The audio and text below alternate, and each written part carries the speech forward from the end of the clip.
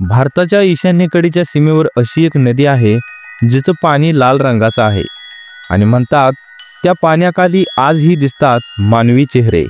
ही आहे अरुणाचल प्रदेशातील लोहित नदी। ब्रह्मपुत्रीची ही उपनदी नेहमीच लोकांच्या चर्चेचा विषय राहिला आहे, कारण काही वर्षापासून लोक सांगतात पाण्यातून आवाज येतात आणि कधी-कधी चेहरे सुद्धा दिसतात।